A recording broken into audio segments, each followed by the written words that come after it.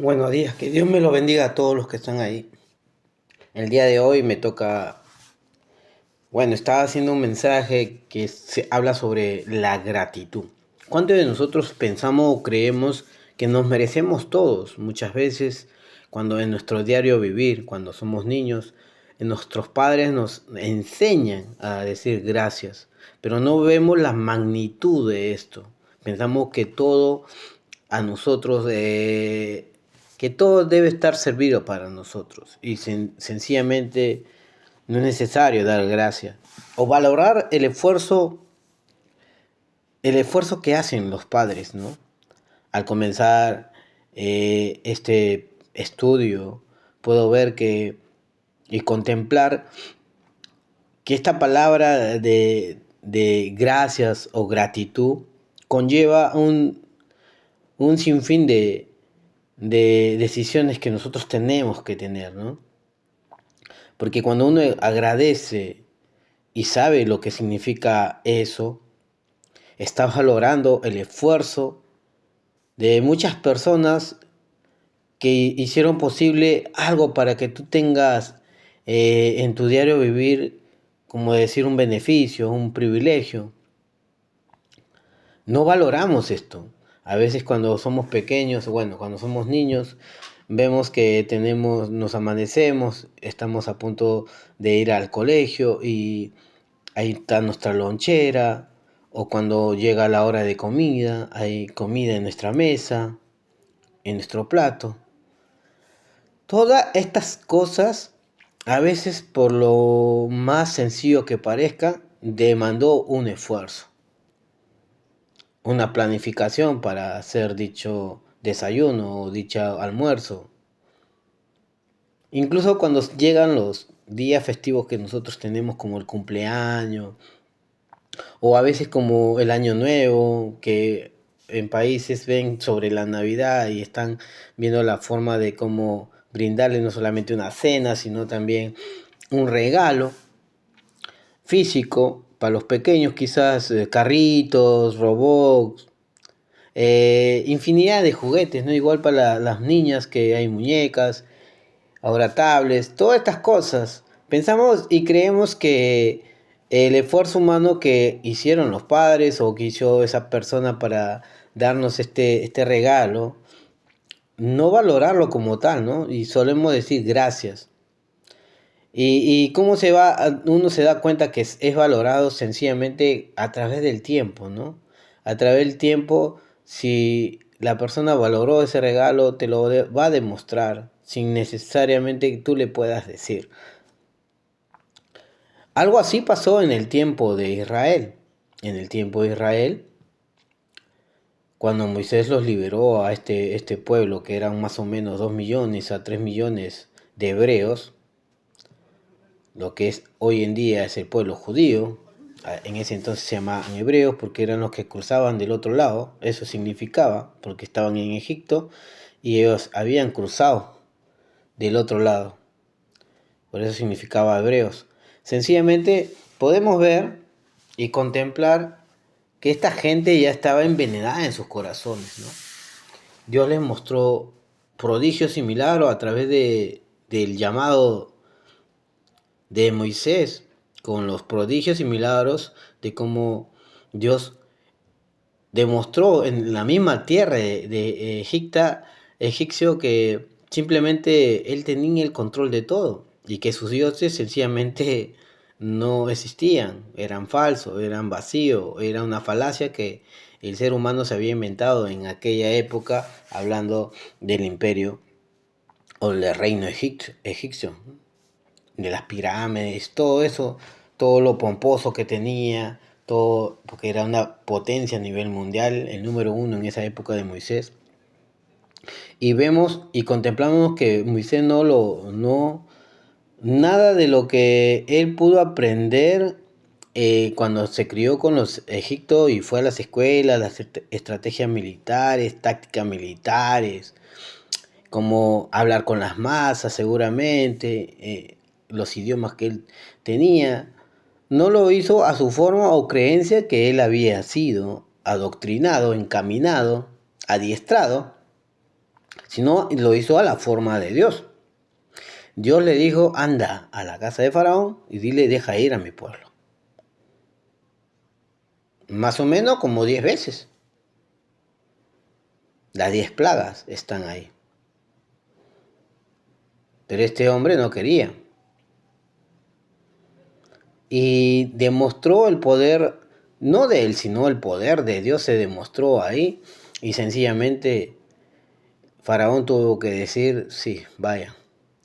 Y cuando salieron muy alegres, muy felices, contentos. Aparentemente, seguramente habrán dicho gracias Dios a través de una oración.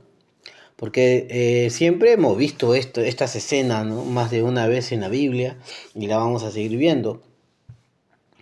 Ellos estaban sencillamente emocionados, colapsados.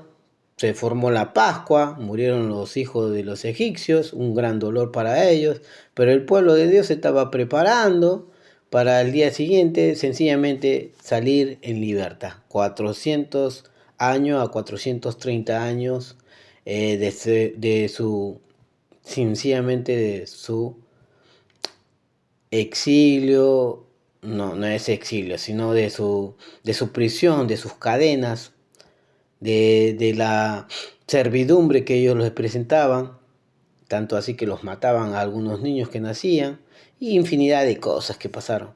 Pero bueno, ya fueron liberados por Dios, encaminados y llevados con Moisés, sencillamente ellos alegres, felices. Pero va a suceder una situación, sencillamente, y nos vamos a dar cuenta de cómo este pueblo, amado, sencillamente empieza a mostrar la gratitud que tenían en su corazón. No de labios, ¿no? Cuando Moisés los encamina a través de las directrices que Dios les daba, porque él se movía de acuerdo a las directrices que Dios le daba, ya había aprendido esto, se ven sencillamente acorralados en el Mar Rojo. Y vemos en esa escena que el faraón se desanima, dice, no, estos no se van a ir, manda a su ejército, 600 carros, carruajes de a caballo van para exterminar al pueblo de Israel. Sencillamente para ya suprimirlos, encerrarlo, encadenarlo, y seguramente mucha mortandad, ¿no? 2 millones, habían a 3 millones, una gran multitud. Una gran multitud y habían pocos egipcios que se estaban asomando. Porque ellos tenían una ligera ventaja de caminata. Y cuando se acercan, Dios pone una nube, una columna de fuego ahí, y no los podían tocar. Pero el pueblo se empieza a quejar. El pueblo se empieza a decir, ¿por qué Moisés nos sacaste? Vamos a morir aquí. Infinidad de simplemente de quejas frente a Moisés, ¿no? Esta prédica o pequeña meditación le he llamado el antídoto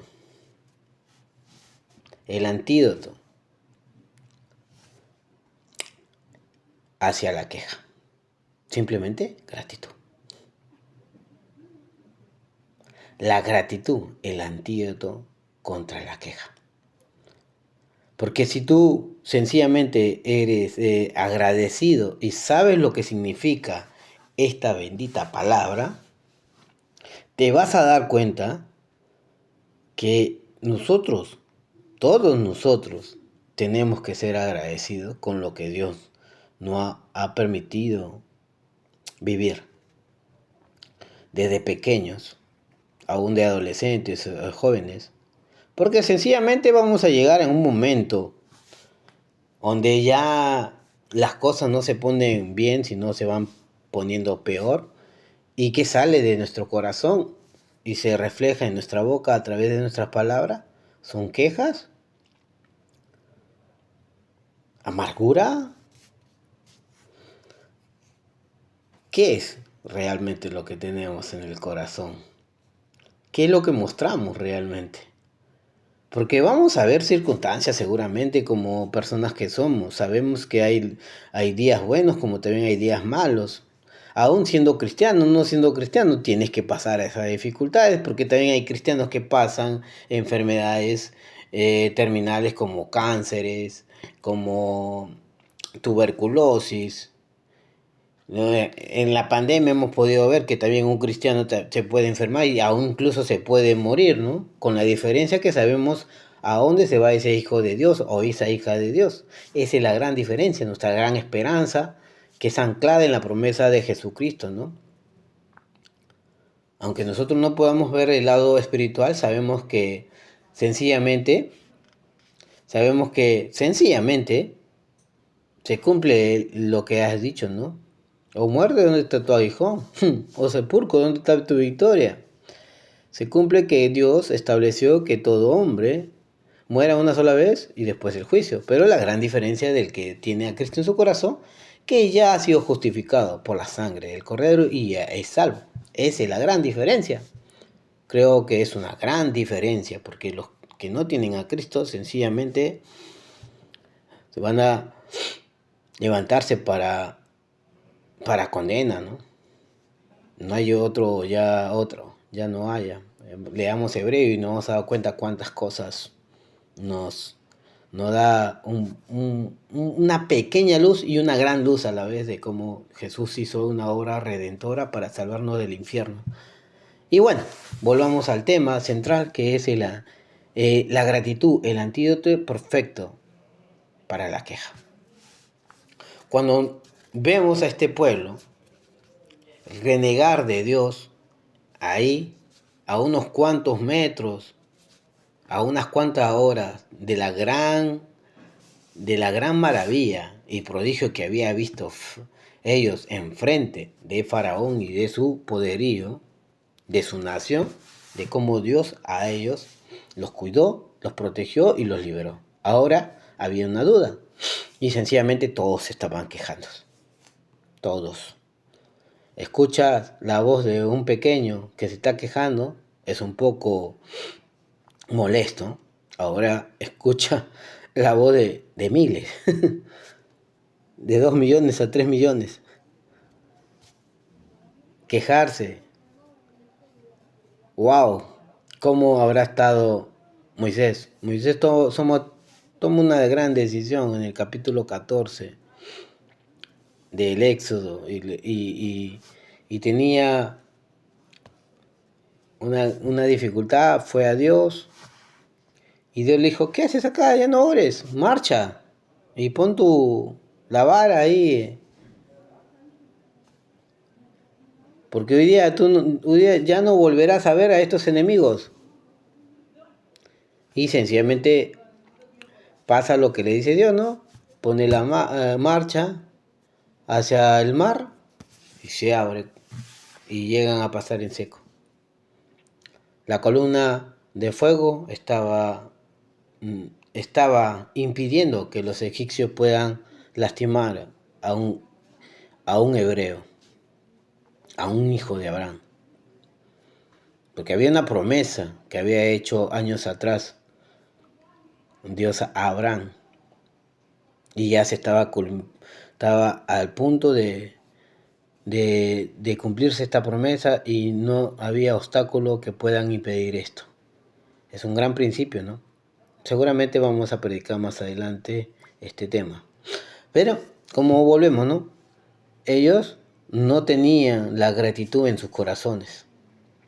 Ellos agradecieron sencillamente con los labios. Cuando pasaron y vieron nuevamente este milagro increíble, ¿qué hicieron estos valerosos? Empezaron a cantar cánticos, a danzar, a hacer una infinidad de cosas que uno dice, wow, avivamiento, más de 2 millones de personas ahí, felices y contentos. Pero sencillamente vas a ver que luego, a pesar de la situación, Moisés tenía 80 años aproximadamente. Y era 40 días que ellos tenían, por lo menos caminar en ese desierto, porque Dios lo estaba probando a ellos. 40 días. Que tiene un significado. Pero lastimosamente este pueblo, cuando llegó al monte donde Dios le había dicho, comisionado a este hombre Moisés, al monte Sinaí, posaron su campamento en ese monte y Moisés subió. Y sencillamente pasó algo que Moisés no estaba en su cabeza. Dios ya sabía cómo era su gratitud de ellos, ¿no? Porque si yo voy a Éxodo capítulo 3 y 4, me doy cuenta que Dios le dice a Moisés que vaya a liberar al pueblo de Israel. Pero ya no le da más indicaciones. No porque Dios sencillamente no sabía lo que iba a pasar. Él sabía lo que iba a acontecer. Él ya sabía. Él no tiene un plan B. Siempre todas las cosas, aún decisiones incorrectas que nosotros llevamos y tenemos secuelas, efectos secundarios. Sencillamente él ya lo sabe y frente a eso él saca lo mejor para que nuestra vida sea una mejor versión, ¿no? Y, y en ese monte sencillamente todo ese pueblo se descarrió. Se descarrió. ¿Y cómo aprendieron a descarriarse tanto? Hicieron un ídolo, un becerro, lo adoraron. Mira, sencillamente lo adoraron. La queja te conduce a qué? La queja que uno embarga te da amargura de espíritu. La queja no te permite ver el Dios que tú tienes. Y la queja también te conlleva a ser un idólatra.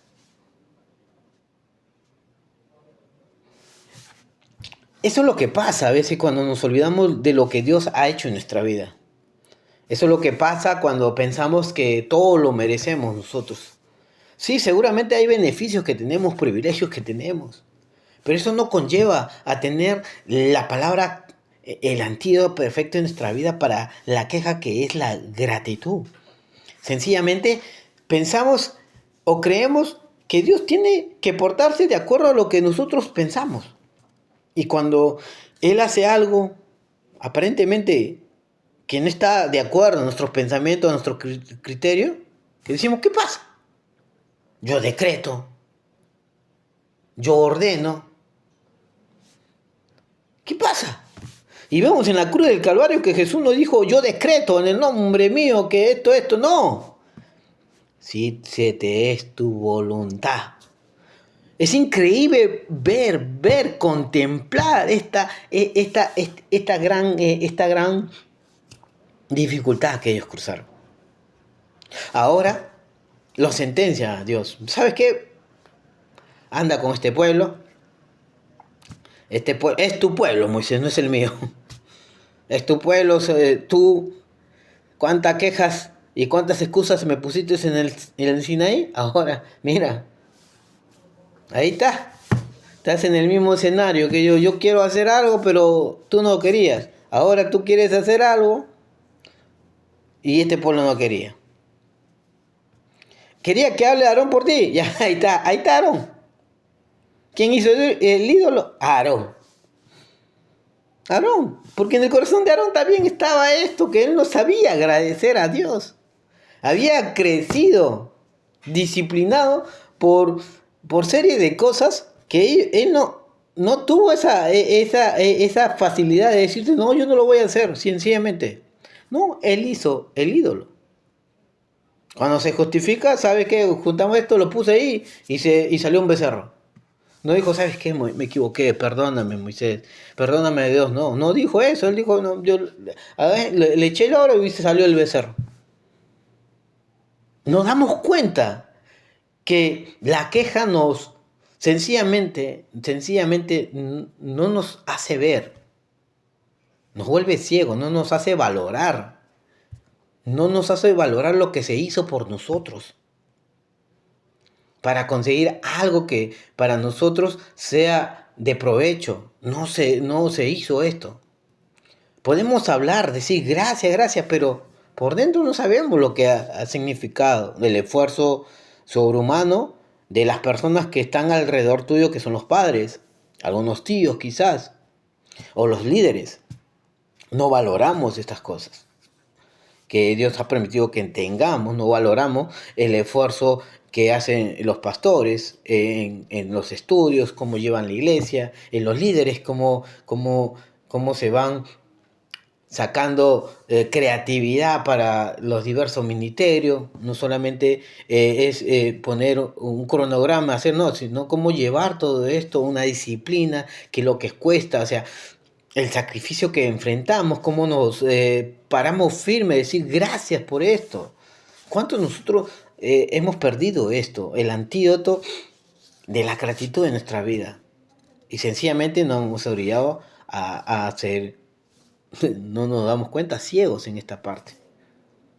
Mira lo que dice Deuteronomio capítulo 8, verso del 10 al 18 dice, y comerás y te saciarás y bendecirás a Jehová tu Dios por la buena tierra que te habrá dado. Amonestaciones de no olvidar a Jehová, dice en el subtítulo. Cuídate, ojo, cuídate. Uno decía, cuidadito, cuidadito, de no olvidarte de Jehová tu Dios, para cumplir sus mandamientos, sus decretos y sus estatutos, que yo te ordeno hoy. No suceda que comas y te sacíes y edifiques buenas casas y que habites. Y tus vacas y tus ovejas se aumenten y la plata y el oro te multipliquen y todo lo que tuvieres se aumente. Mira, prosperidad. Y se enorgulleza tu corazón y te olvides de Jehová tu Dios que te sacó de la tierra de Egipto de casa de servidumbre, que te hizo caminar por un desierto grande y espantoso, lleno de serpientes ardientes y de escorpiones y de sed, donde no había agua. Y él te sacó agua de la roca del pedernal, de la roca del pedernal. Esto quedó bien clavado en el corazón de Moisés. Bien clavado ahí. Porque ahí tanto subió la queja que lo afectó al líder que estaba llevando esta generación de los padres de los que estamos leyendo. Porque ahí sencillamente le dijo, ya no pisarás la tierra prometida.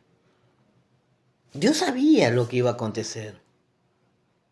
Dice en el verso 16, que te sustento con maná, que te sustentó con maná en el desierto, comida que tus padres no habían conocido, afligiendo y probándose para a la postre hacer el bien.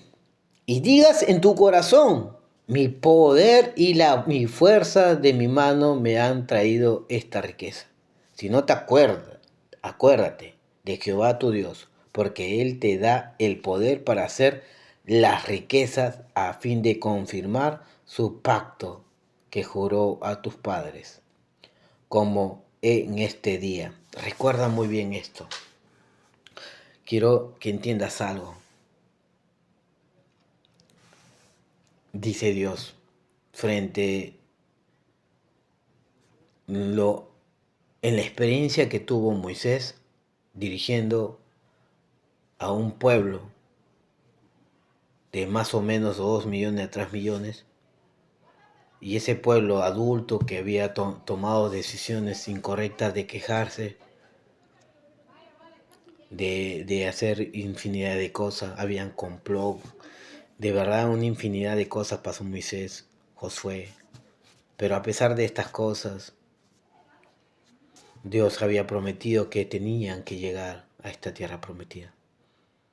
Y había prometido ya a esta generación que no iba a haber sencillamente la tierra prometida. Iban a caminar, a divagar. 40 días fueron a reconocer la tierra.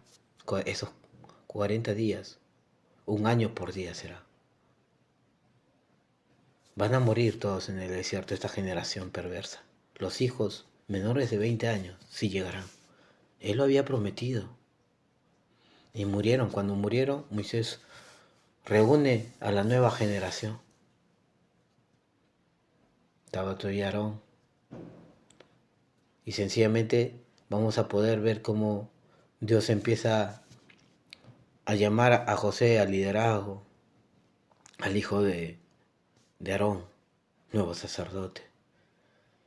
Y empieza a decir todas las enseñanzas que Dios le había enseñado a Moisés a través de esos 40 años y de la experiencia que sus padres no habían cumplido y que en su corazón de ellos pensaban que ellos se merecían todo y por eso su vida era indisciplinada, murmuradores, pura queja, puros conflictos. Vamos a poder ver cómo ellos murieron en el desierto, quejándose. Un salmo va a decir que nunca se arrepintieron en su corazón, se quejaron hasta morir. Es, es porque la gratitud en ellos solamente estaba de labios, pero no estaba ellos valorando lo que Dios había hecho. Dios, a través del maná, permitió que ellos sean provistos para alimento en el día, en la mañana y en la tarde codornices. Y sus vestidos, lo increíble es que no se desgastaron. Y aún las guerras que lidiaron, porque hubieron 32 reyes que ellos tenían que enfrentar adelante. Dios sabía que ellos iban a tener la victoria, lo estaba respaldando. No valoraban esto, ni el esfuerzo también de Moisés.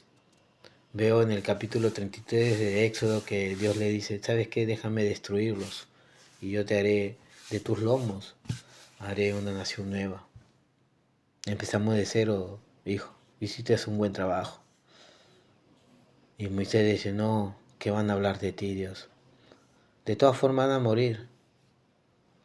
De la generación que renegó, pero los menores no. Y lastimosamente, basado en esa experiencia tan terrible, tan espantosas, Dios guardó a estos jóvenes. Estos jóvenes vieron morir a sus padres, renegando de Dios. Sí, renegando de Dios, blasfemando de Dios seguramente, murmurando. Por eso Moisés ya está a punto de partir, ya está a punto de dar el manto a Josué, el liderazgo de Josué, empieza a reunirlos a ellos y empieza a decirles toda una serie de discursos, 3 discursos, y entre ellos que nunca se olviden de quién los sustentó a ellos, quién te dio el pan. No fue sus padres, sino Dios, pan del cielo, el maná. Que cuando ingresen a la tierra prometida y empiecen a prosperar, no se olviden. Pero sencillamente ellos escucharon. En el capítulo 24 del libro de Josué, cuando ellos ya habían conquistado todo y ya Moisés ya había fallecido.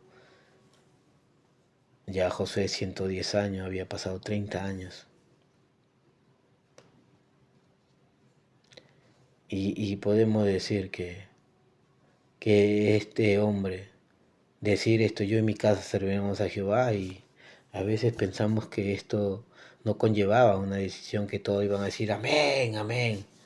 Y cuando estudiamos un poquito a fondo de lo que Josué estaba expresando, nos damos cuenta que este pueblo que Moisés habló, que Dios prometió darle la, la promesa cumplida en ese tiempo, no valoraron esto tampoco. Cuando él dice, yo en mi casa serviremos. Pero dice, no sé ustedes si van a servir al Dios de sus padres, a los cananeos, pero yo en mi casa serviremos a Jehová. Este pueblo de Josué también no sabía valorar la gratitud. Eran muy quejosos también. No tenían ese antídoto contra la queja, que era la gratitud. La gratitud es una decisión. que aún los psicólogos, psiquiatras, recomiendan a sus pacientes, porque se han dado cuenta que esto trae tranquilidad, paz, alegría también. En los momentos más insoportables, insostenibles que podamos estar cursando, la gratitud forma parte del bienestar en el corazón humano. Pero la queja sencillamente nos empieza a enfermar por dentro y luego sale al exterior, como las enfermedades psicosomáticas que se hacen realidad y se tornan luego físicas, cánceres, úlceras. Nos volvemos ciegos y no valoramos lo que Dios hizo, el pan que Él nos puso, y tampoco valoramos el esfuerzo que Dios hace con cada una de las personas que nos están llevando o dirigiendo, a los hijos, sus padres. Aquí en la iglesia o en cualquier lugar que estés también hay líderes que se esfuerzan diariamente, continuamente para seguir adelante. A veces las fuerzas nos dan, cruzan por un periodo gris, negro, oscuro, pero solamente ven decir gracias Dios, aún por esto. El sabio Salomón va a decir sencillamente, en tiempos prósperos disfrútalos, pero en tiempo adverso reflexiona. ¿Por qué lo puso en forma reflexiona? Para que tú te das cuenta que Dios también tiene el control de esos tiempos.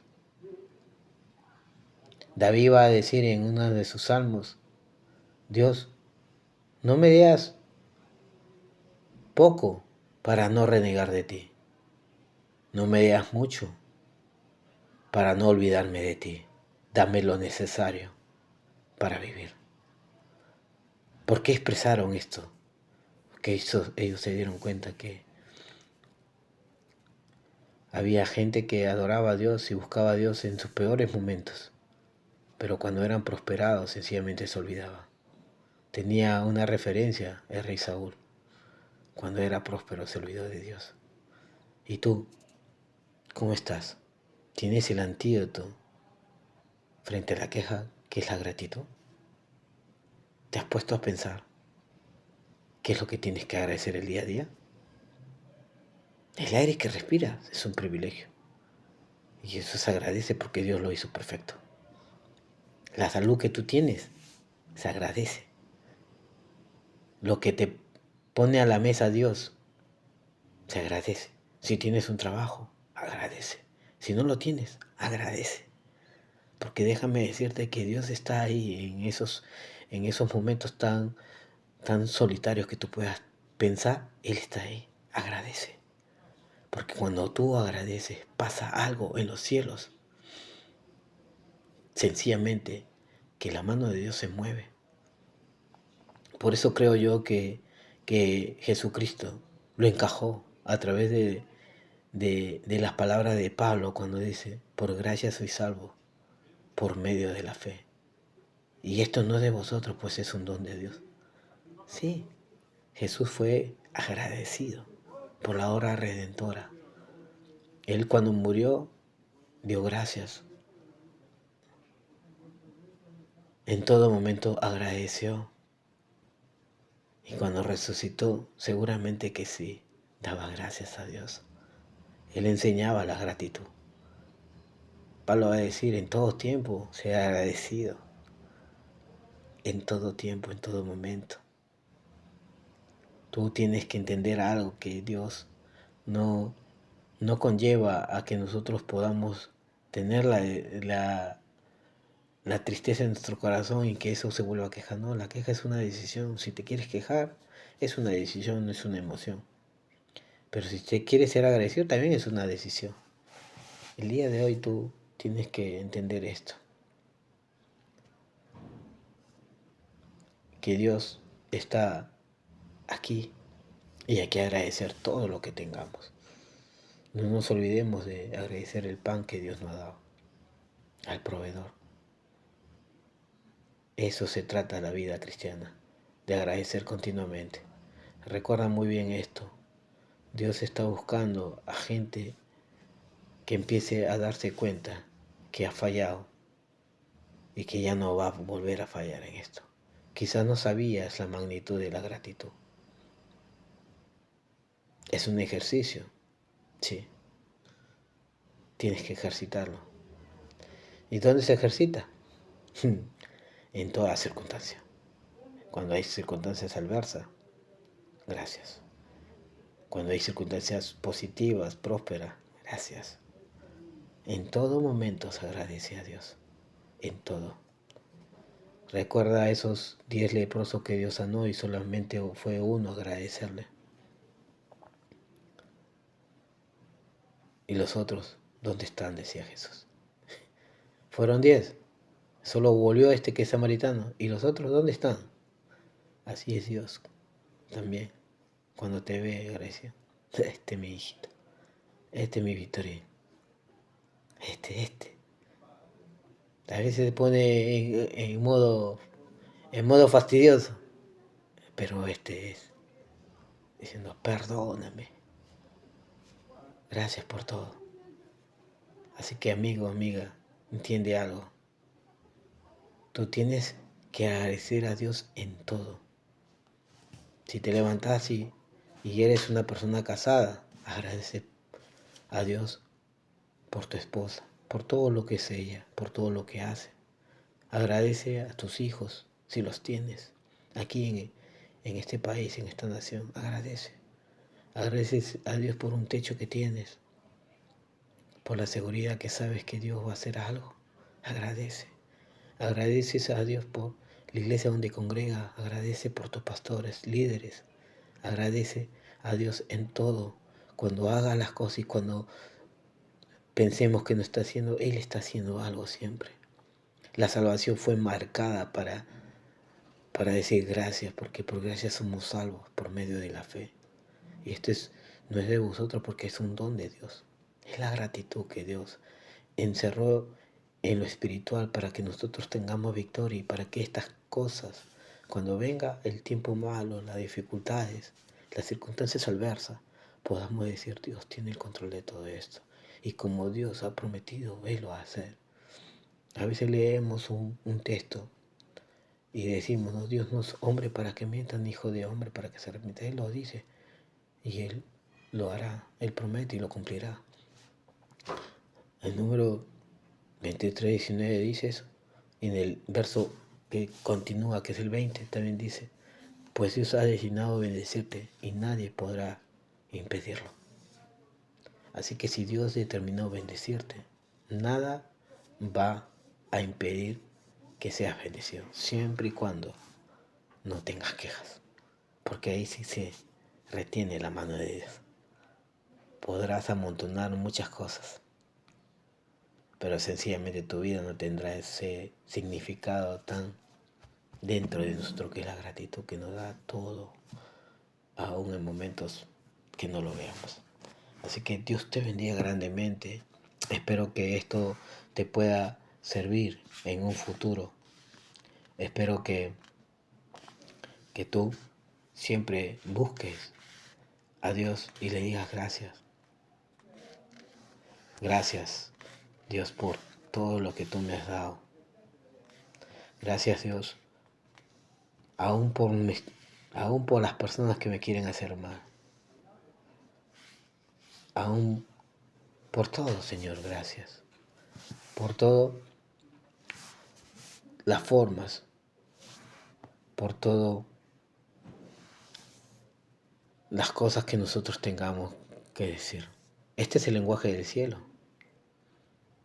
El lenguaje del cielo es gracias. Y aún el lenguaje de la tierra es gracias. Así que tenemos que sigas adelante. Nos vemos. Que Dios te bendiga. Y recuerda, la gracia, el antídoto para las quejas y para los males, claro. Que Dios te bendiga. Nos vemos.